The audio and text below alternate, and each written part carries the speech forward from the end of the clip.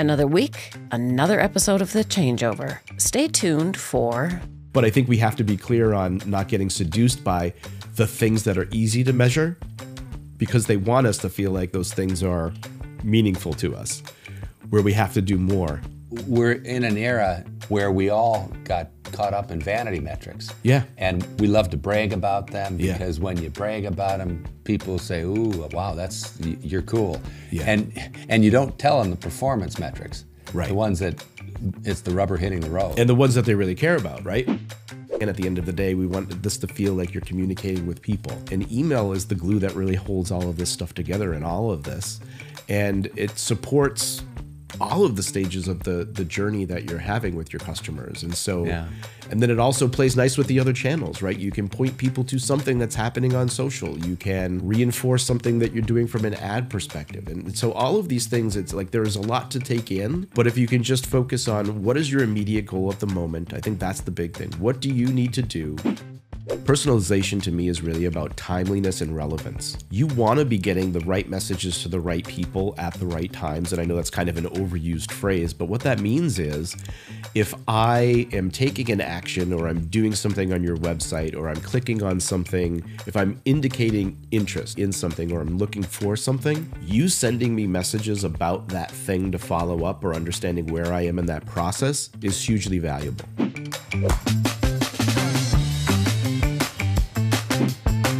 Hi, I'm Greg Linneman Sons, president of Whiter Group. On this episode of the Changeover podcast, we're exploring the current state of email marketing and why it remains a crucial channel for B2B companies in 2025. Joining me today is Dave Charest, Director of Content Marketing at Constant Contact. Dave brings data-driven insights on what's working now. Well, thanks for joining me, Dave. I've been looking forward to this show. It was fun to do a little backgrounding on you and learn about your experiences and also teaming up to be able to ask you some questions about it. For our audience, could you start off by just giving us all a little bit of background about yourself? You've had a pretty good run at Constant Contact, and I'd love to just get your take on that. Yeah, sure. So I'm the Director of Small Business Success at Constant Contact. I'm also the host of Constant Contact's podcast, Be a Marketer. I've been with Constant Contact for over 13 years now. Constant Contact has actually been around 30 years, and we are an email marketing solution. We offer now SMS and text marketing, that type of stuff, and social media posting, all of those types of things for small businesses, and really focused on the small business owner. These are folks that are marketers by necessity more so than by trade. And so we try to make everything easy and give them the resources that they need to be able to compete with their larger rivals and do all of those things. I think your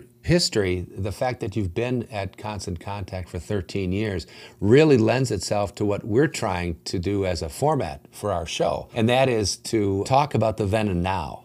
We all know the now is as dynamic as maybe you and I have ever seen our industry. There's a lot of unpredictability. We love to start by talking and asking our guests to reflect on what was the then when you think about email marketing back when you started with Constant Contact. What was the hallmark of it, the characteristics of it?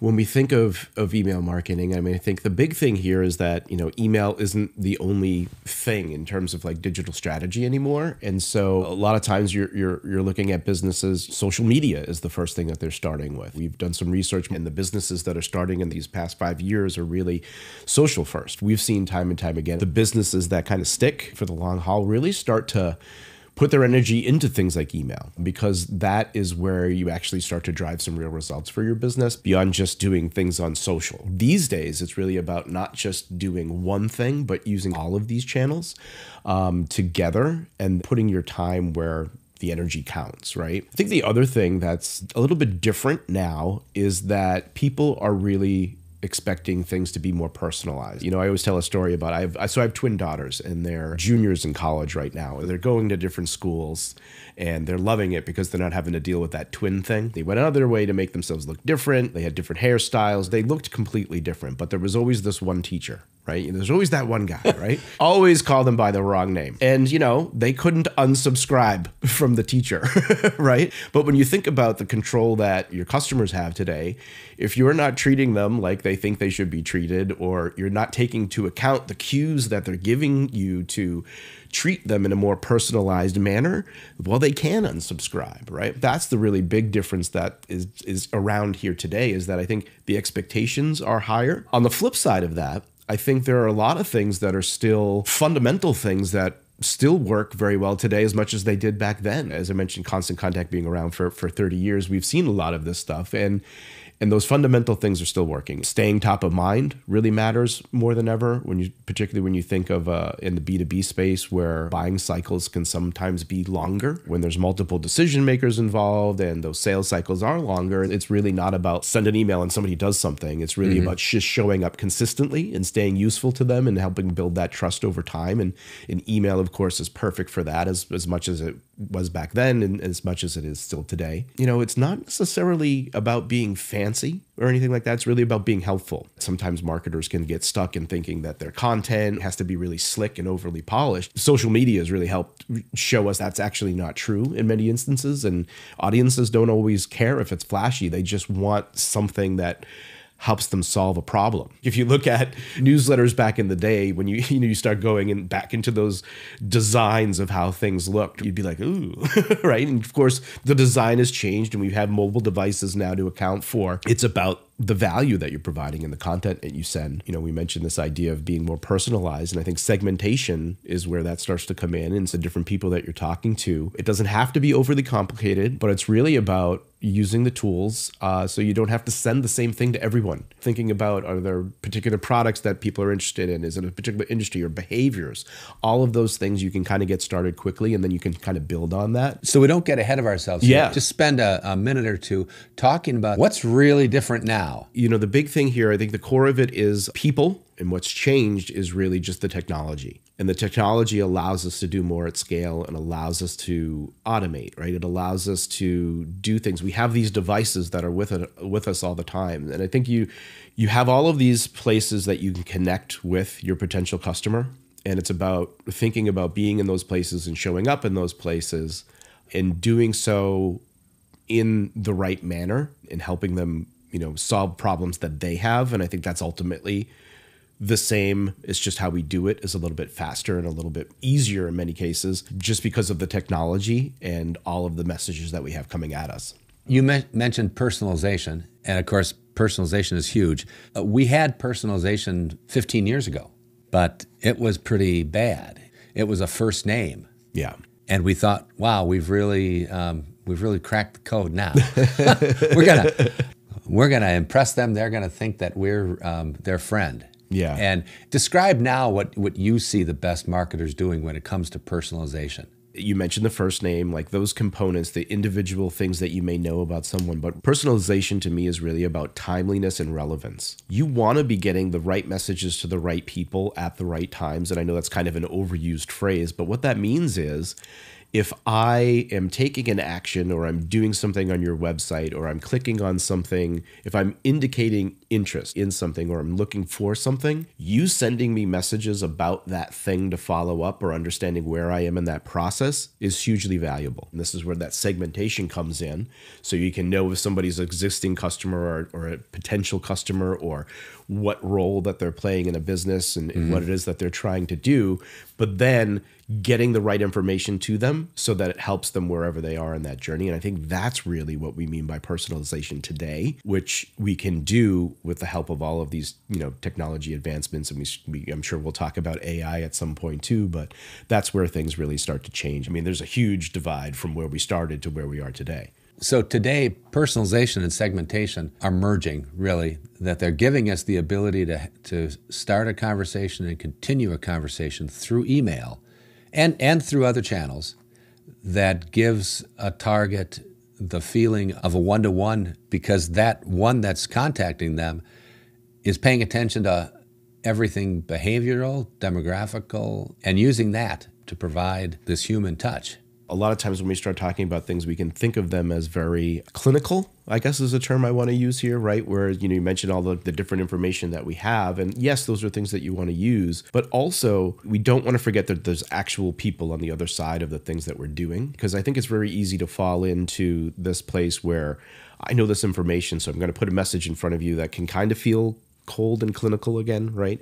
But it's really about one person talking to another person, and the communication should feel that way and take into account, the relationships that you're trying to build with these people and understanding their problems and doing that in a way that, is empathetic in a way as well, and showing them that you understand. And I think the more you can do those types of things and make those connections, I think a big thing is really thinking about, if your business, if you have account managers and doing those types of things, I think it's really about making sure that those messages are coming from those people in your business, right? You don't have to send it from, info at or something like that. Send it from the person that's going to be communicating with that person, because those are the relationships you're trying to build and cement so that, when the time comes, they're ready to move that relationship forward. Yeah. How are you teaching small business owners to do that at scale? Because what you've described is the ideal. Yeah. Well, so how do they do that at scale? Yeah. So I think when you start to get to scale, there are some things, so there's phases of this, right? When you just think of email marketing, and I think you've got to start where you are. And so to start with email, you might start where you are. Maybe you don't have a huge list yet, right? But you're getting people on your list, and these are people that are raising their hand to say that they want to hear from you. Mm-hmm. And so there's interest there based on how you've, put that information out there, how you've attracted them to join that list. So you have some idea of what they're interested in. So you might start where you're just sending an email to everyone, where you've got some consistency. You're trying to keep yourself top of mind, right? You are sharing information that they're going to find valuable based on whatever your area of interest is. Then I think it becomes like, okay, maybe once you've gotten that situated, the next stage is where you try to get even better results, and you start thinking about this idea of segmentation, as we started to talk about, right? So are there, specific things that they're interested in? Are there particular phases of the buying cycle that they're on, right? When you start thinking about all this, are there particular locations that they may be, or do you know their interests or when their needs need to be met? Like that type of thing. You can start to segment those things, and you're creating different lists. And now you've got groups of people that you can say, okay, you've still got these groups of people, but at least they're aligned by a similar interest so that you can send more relevant information to that group, right? Yeah, yeah. Then that's where you can even start to automate things like that, right? So you can use things like, I think, click segmentation, for example. We mentioned triggers earlier, where someone clicks on something specific about something, and that gets them added to a list, but then you can have automation on the back side of that then follows up with more information about that particular area of interest. So those are some ways we're doing things today. I think in the future that we're looking at Constant Contact is really, how do you get to this place at scale where you're actually treating the customer as an individual versus that group of people? And to me, it's the difference of playing chess versus checkers, right? Where in chess, you're kind of anticipating moves, right? And if somebody's going to do this, I'm going to do that, right? And so instead of assembling your emails in a linear fashion, what you're doing is you're taking all of this information into account that you were mentioning earlier. So you're seeing what they're doing on your website. You're seeing what they're, clicking on in your emails. What are they opening? What are they doing? And that's building a profile of this person that then is taking these different types of emails that you could send, right? So you think about, you're trying to build a relationship, or you're asking them to set up a meeting or do something like that. Mm-hmm. And then when you bring in this component of AI, which is able to process that data much faster than we can, right? And then you add a component of predictive analytics that can kind of start to say, hey, the next best email to send this person based on what they've done is this, right? Yeah. So that's where things really start to change. And so to your point about like getting to scale, I think that's what gets really exciting, because that to me is the biggest change in email. Yeah. Right now. And what you just described, that predictive situation, that's always also a test situation. Yeah. Where you've got the number one predictive option, but then you've got 3 or 4 in the secondary that if that one doesn't get the reaction you wanted, you're figuring out fast, what is it that lights the fuse for them to get them to the behavior that you're looking for? Yep. And it's learning and adapting, which is kind of interesting as well, right? Because people change, things change, right? It's pretty interesting and to me exciting, because that really opens up a whole new world of what you can do. And I think even more pointedly, it's what you are able to uncover that you probably couldn't ever have done before. I was just thinking, Dave, to myself, this feels like we're getting into an age of marketing that for all the trepidation that people have about the impact that AI is going to have on us, that this could open up an age of learning like we've never had before. Things can be learned and taught really fast. We thought it was amazing when you could just Google everything, right? And now that you can just ask a question, and then when you start thinking about deep research and those types of things that it can do for you in 10 minutes and bring something back to you that would normally you'd be up all night trying to cram and get all that information, right? And so by the time we're done having this conversation, it's going to be something new, right? And so that's the amazing part about it all. That it's just like, wow, okay. I think it's a really important thing for people to start to embrace right now, because I think those that don't are really going to be left behind by everybody else that is. But I also think it's really important to make sure that there is the human component in it, because I think the last thing that anybody wants is just, a bunch of AI things being pushed to each other, right? And at a certain point, like, we're not even going to be involved anymore, right? So it's like, well, that's no good. But what you can do, and I think if you use it as a creative element in many instances, as a tool to help you brainstorm and as a tool to help you see things you might not have seen, I think it's really valuable. I just was reading something the other day, and it was talking about AI as a source of humor. That people are really starting to discover that given the right framework, the right prompt buildup, that the humor that you can get from AI is amazingly human, that it does have a sense of humor. It can help us laugh at ourselves. And that can be a great door opener when you combine segmentation with a humor that says, no, I really know you. I know what you laugh at and what makes you grimace if you're not laughing about it.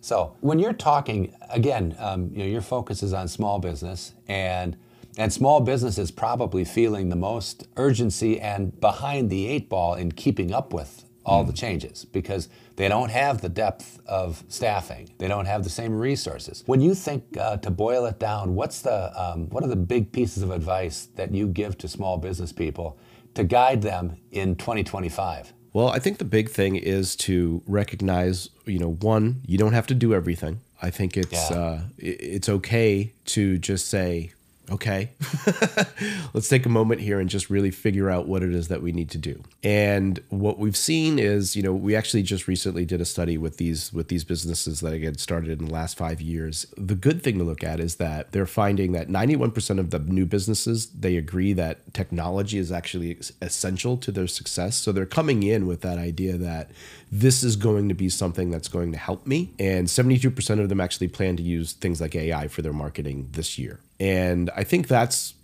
a good thing, right? I think, coming into that, knowing that these things can actually help you enhance what you're trying to do, help you be more efficient in what you're doing, give you those insights. At the end of the day, really, it's about improving that customer experience. And so I think that's really important. And so what it really means is just starting where you are, and then taking baby steps, right? Like, do something that will allow you to take a little something off your plate. I mentioned kind of how you can build on how you're starting with your email, right? And so if you're not focused on growing your list, right, do something that helps you grow your list, right? Like, just do something that gets you moving in that right direction. My hope is always you're going to do something, you're going to see a little bit of a result from that, and then you're going to want to do something else because you're like, oh, that worked, right? And so it's really about just kind of building. Just get started, right? Pick a consistency. This is the thing that we see, time and time again with small business owners, right? Consistently provide that value to people. Make sure that those emails are coming from a person, right? Because again, at the end of the day, we want this to feel like you're communicating with people. And email is the glue that really holds all of this stuff together and all of this.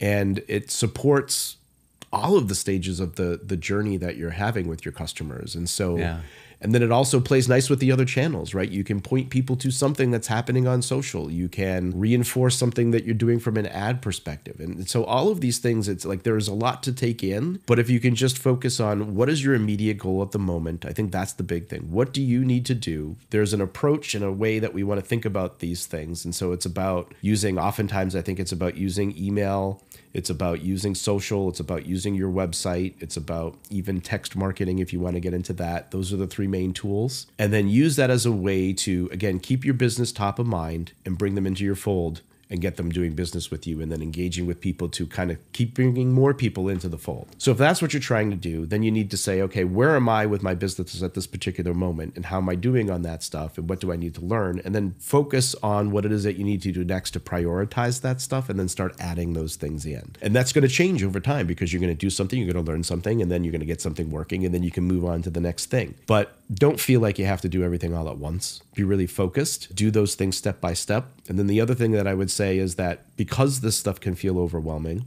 put time in your calendar and make time to do it. Because if you don't, it becomes one of those things that, yeah, I really wanted to do that. Right. And so if you don't commit to actually doing it, it just keeps getting pushed to the wayside because, right, life moves fast. Other things get in the way between what you're doing running a business or, being involved in what your day to day is and then just, having a regular life. Right. Yeah. And so you have to make the time for it because if you don't, then it just doesn't get done. And you're always kind of just stuck in that place where you're spinning your wheels. Yeah. When you think about, as you said, getting started, and it's making time for it. When you think about a fundamental approach, and you talk about website, that usually means you got to have some sort of defined thinking about content that you're going to create. Yep. And with social, you got to decide what platform you're going to mostly live on.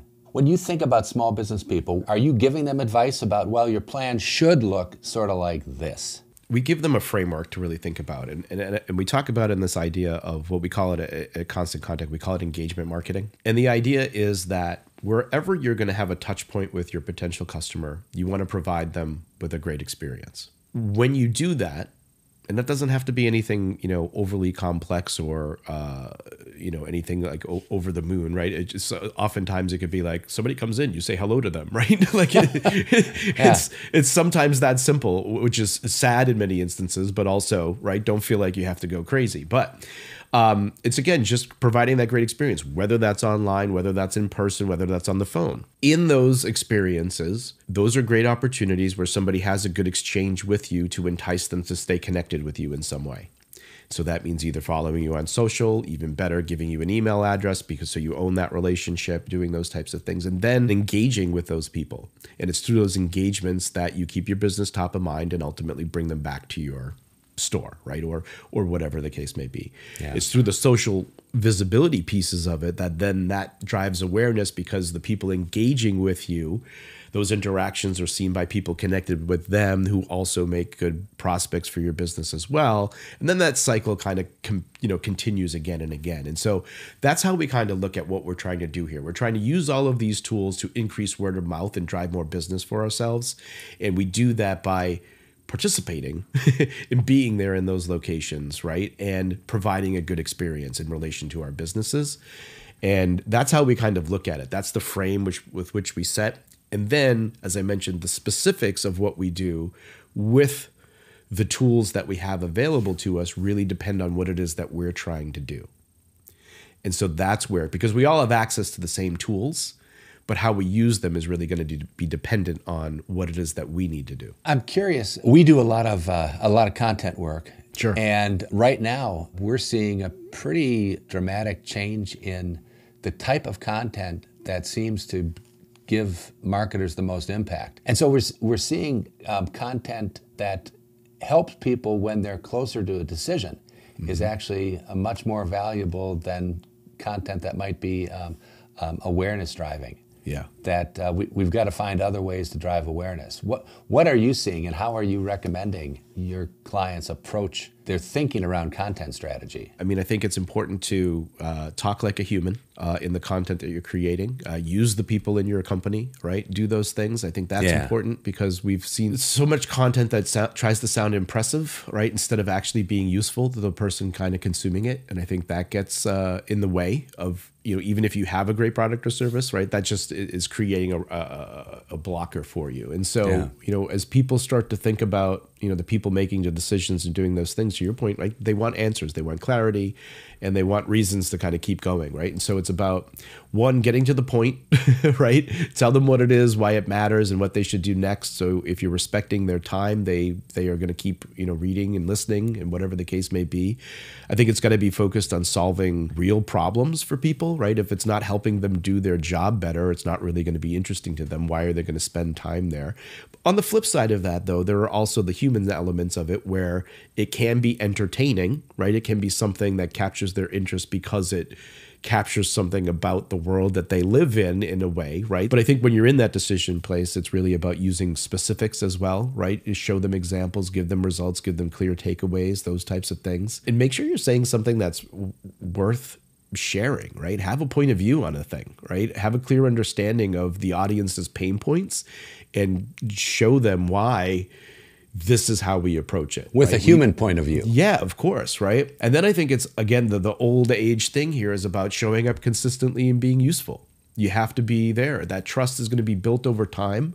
And, you could create one really great piece of content and then publish it.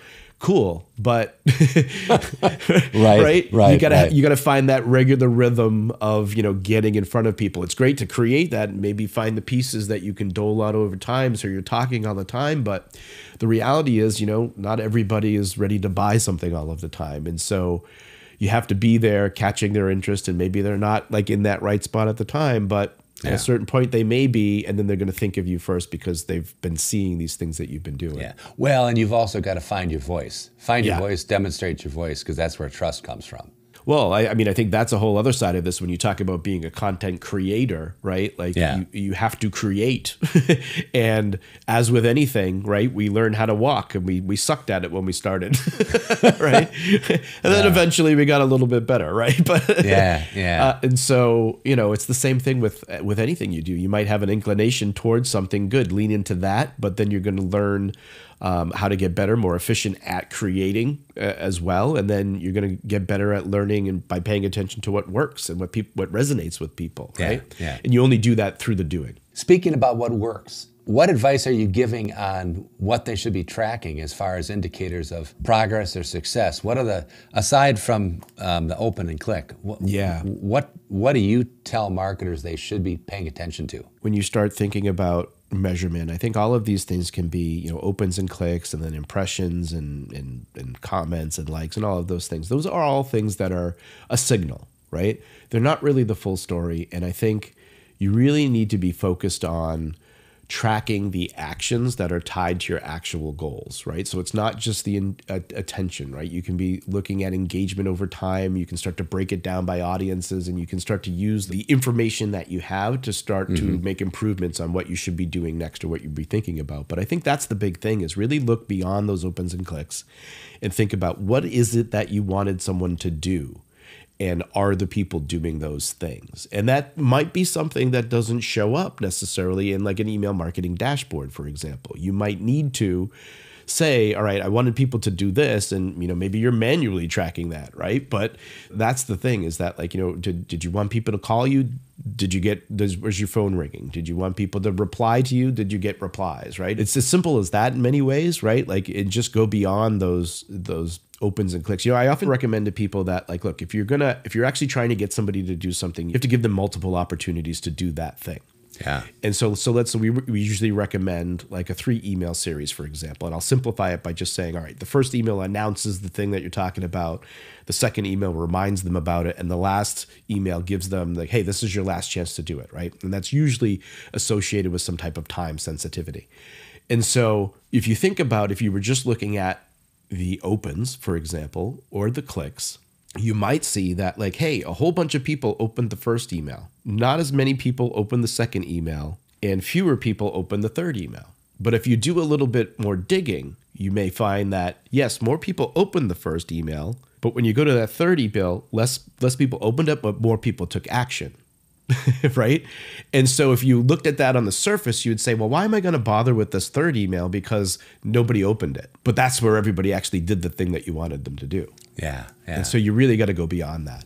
One of the things that we've seen as a struggle today is that we have so many touch points that attribution is becoming harder and harder to discern. And at the same time, most businesses are under pressure from somebody. If they have an owner, if they have a board, they got somebody who's saying, tell me the ROI of your marketing. So how do you address that in an era where attribution is fleeting or difficult to get to? It's one of those things where you have to work closely together with the teams that are doing those things, and then looking and agreeing on what are the things that we're going to look at to see what that is doing for us. And I think it's a difficult question to answer because I think it's so different for different businesses. And I think, oftentimes it can be something as, this is where things that are sometimes manual, right? Like asking, like, how did you hear about us, right? Like doing that, adding that on a form, because you're right. Like the attribution doesn't always show what the journey was, right? But you can start to see, I think it's more about just paying attention, right? So if you're building an audience on social and things are happening, like what are the things that happen from there? Like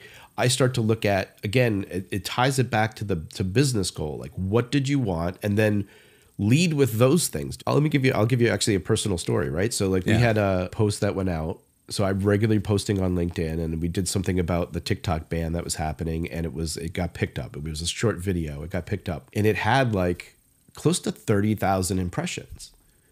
Wow. Cool.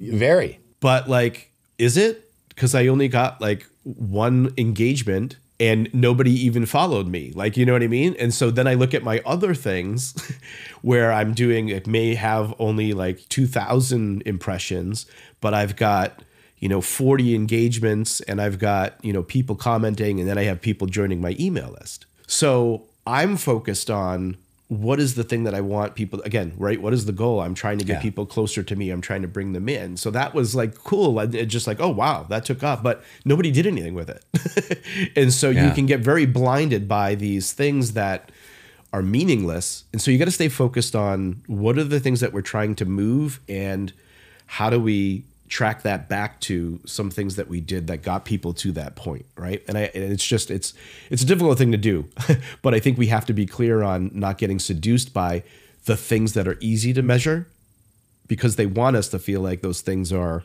meaningful to us, where we have to do more. We're in an era where we all got caught up in vanity metrics. Yeah. And we love to brag about them, because when you brag about them, people say, ooh, wow, you're cool. Yeah. And you don't tell them the performance metrics. Right. The ones that it's the rubber hitting the road. And the ones that they really care about, right? Well, let me give you another example. I mean, we're podcasting now, and the Be a Marketer podcast that I mentioned, that's a podcast that's really focused on our customers. It's for our customers, and it's for helping them become more aware of the features that are available but helping them be more successful in getting them using things within the product. Again, if we look at this from a typical way, you're going to say, well, how many downloads does it have? And I say to you, I don't care how many downloads it has. What I care about is the tracking that we set up on the back end to show anytime somebody listens to the podcast, within a week, they do the thing we talked about in the podcast in their account. That's what I'm focused on, right? Because that's what I'm trying. That's the goal, is to get them to stay longer, to spend more and use more of the product, right?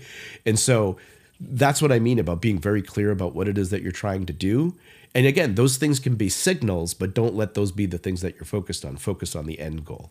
You said that your podcast is all about helping them to become better marketers. Yeah. When you think about the best advice you can give somebody who's maybe sitting on the sidelines, still doing what they were doing 3 years ago, what's the advice that you give them about moving forward? So taking those first positive steps toward using some technology or some approaches that they've been hesitant about doing, but you know that it's going to be good for them. They're going to get better results if they do it and stick with it.